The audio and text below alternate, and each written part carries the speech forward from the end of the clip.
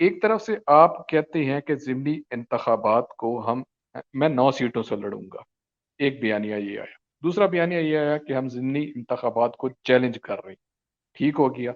پھر ایک آ گیا جناب، ہم استعفے دیں گے، ہوں استعفے دے کے باہر بیٹھے ہیں۔ پھر یہ ہے کہ 9 سیٹوں میں سے اگر ہم جیت گئے تو ہم دوبارہ جا کے اسمبلی نہیں بیٹھیں گے۔ ہوں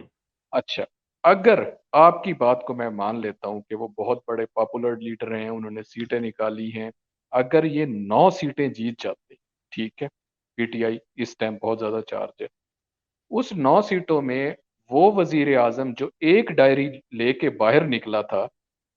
وہ جناب آسٹیریٹی میئر کی اس نے بات کی، اس نے کہا قوم کو سادہ طریقے سے وہ رہنا چاہیے، اگر وہ 9 سیٹیں جیت جاتا ہے تو 5 کروڑ کی ایک ضمنی انتخابات ایک حلقے کی میں بات کر رہا ہوں اور محتاط طریقے سے بات کر رہا ہوں، اس کے اندر بیلٹ پیپر ہیں، فارمز ہیں،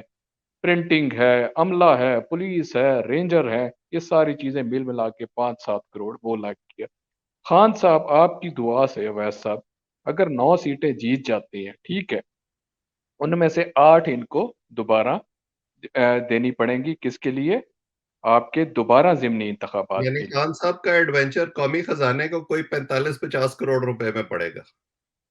پڑے گا، بالکل پڑے گا، اگر یہ جناب یہ چیز ہوتی ہے تو وہ جو ایک ڈائری لے کے نکلے تھے اور انہوں نے سبق دیا تھا کہ جناب وزیر اعظم کو ایسا ہونا چاہیے، اور ملکی معیشت کو جناب یہ بیڑا غرق کر رہی ہیں، تو ادھر ہم کیا کہیں گے کہ ملکی معیشت کا جہاں 5 کروڑ 7 کروڑ کا ایک حلقہ آپ کو پڑے گا، آپ اس کے اوپر اپنا بہادرانہ سٹیپ لے رہی ہیں۔